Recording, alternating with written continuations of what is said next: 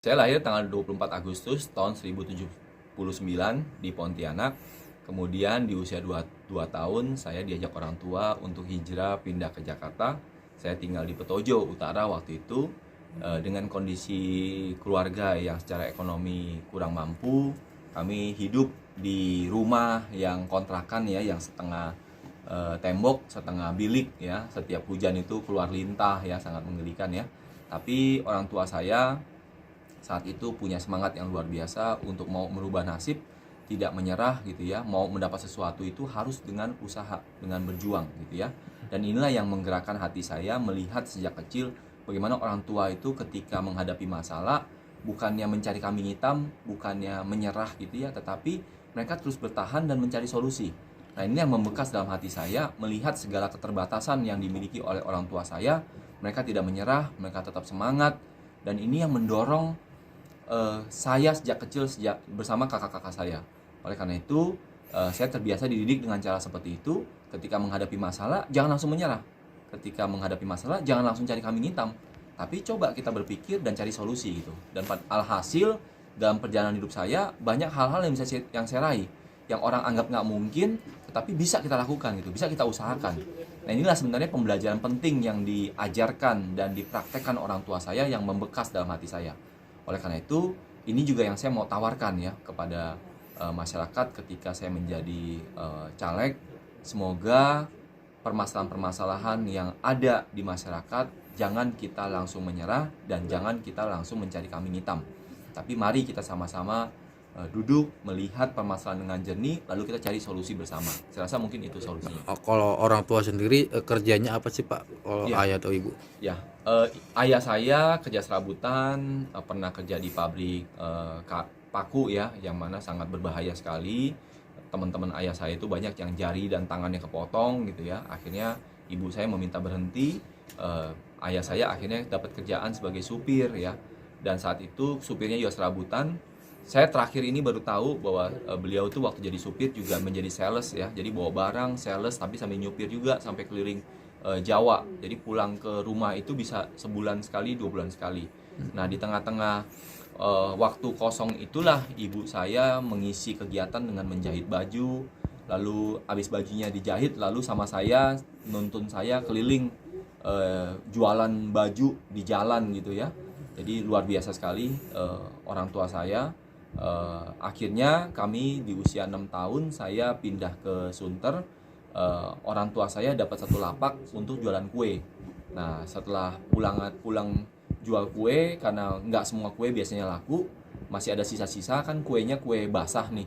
Saya sama kakak-kakak saya daripada sama teman-teman yang main gitu ya, saya disuruh untuk jualan keliling naik sepeda gitu ya, dengan harga kuenya yang udah diskon 50%. Nah, ini memang pengalaman yang sangat berkesan. Ketika menjalaninya juga hampir mau nangis gitu ya, karena setiap ketemu teman kalau di jalan itu ya sering dibully ya, sering malu ya, sering takut ya, belum capek ya, harusnya istirahat, pulang sekolah itu bisa istirahat tapi capek gitu ya. Nah, ketika ada yang beli itu kayaknya semangat muncul ya, semangat timbul. Nah, inilah yang membuat saya nih ketika di hari-hari dewasa, ketika saya di jalan ketemu ada anak yang masih berkeliaran jualan ya, entah ada yang jualan tisu, jualan kue, jual kerupuk ya. Nah, hati saya tersentuh karena saya ingat ya perjuangan saya waktu masih seusia mereka itu seperti itu ya. Jadi timbul juga rasa ingin bantu ya. Saya kalau bisa saya bantu, saya langsung bantu saat itu supaya mereka tuh muncul semangat gitu ya. Karena kita nggak tahu batas orang itu sampai di mana. Kalau saya waktu itu juga nggak ada yang bantu, nggak ada yang beli, nggak ada yang ngasih motivasi, ya mungkin kita udah lama menyerah ya. Kadang memang manusia itu nggak bisa mengandalkan dirinya sendiri. Dia juga bisa ketergantungan dengan sosial, dengan yang maha kuasa, dan lain sebagainya. Oleh karena itu, saya rasa itu mungkin yang bisa kita lakukan saat ini. Gitu.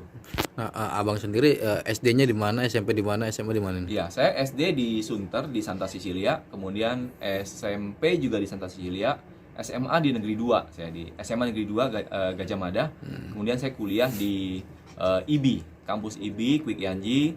Saya sampai aktif di mahasiswa, kemudian saya sempat menjadi ketua senat ya mahasiswa di tahun 2002 ya waktu itu. Itu jurusan apa di kuliah? Ya, saya ambil jurusan manajemen pemasaran. ya, marketing. Nah, ini sekarang Pak Kevin ini terjun di dunia politik nih ya. Mm-mm. Kenapa memilih partai PKB? Karena kan banyak partai-partai yang cukup besar di Betul. Indonesia. Ini Betul. kenapa nih? Ya, PKB ketika saya rencana mencalonkan diri, banyak juga teman-teman yang lain menawarkan partai yang lain. Ada yang partai nasionalis, partai tengah gitu ya. Lalu akhirnya saya memilih PKB karena beberapa hal. Yang pertama, saya merasa punya ikatan emosional yang dekat dengan Gus Dur ya, karena sebulan sebelum beliau meninggal, saya beberapa kali menemani beliau di rumah sakit. Saya melihat dari dekat bagaimana seorang tokoh besar itu ya, langsung dari dekat, dan saya ingin mewarisi ya bagaimana beliau itu memperjuangkan pluralisme, NKRI, Bhinneka Tunggal Ika, Pancasila dan lain sebagainya. Saya ingin meneruskan perjuangan beliau. Yang kedua, saya juga melihat PKB walau bukan Gus Dur lagi yang memimpin, di bawah kepemimpinan Bapak Muhaimin Iskandar, juga platform partainya tetap memperjuangkan hal-hal yang sama yang saya sebutkan tadi.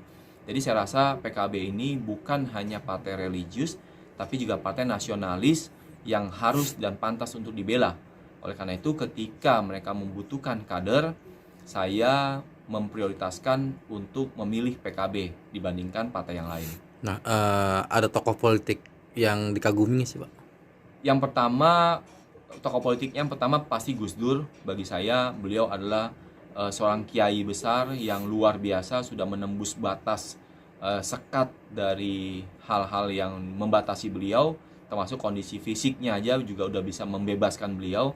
Saya rasa nggak ada bandingnya saat ini yang kita belum ketemukan ya. Yang kedua, tokoh-tokoh besar lain ya tentu seperti tokoh bangsa kita ya, Soekarno ya. Kemudian ada Pak Jokowi juga yang saya sangat hormati, karena beliau banyak membuat gebrakan-gebrakan yang langsung menyentuh ke masyarakat ya. Kemudian saya rasa juga keberanian Bapak Ahok perlu kita pelajari ya, walaupun banyak hal yang bisa kita perbaiki juga. Semoga tokoh-tokoh ini bisa menginspirasi saya lah dalam perjuangan nanti. Ini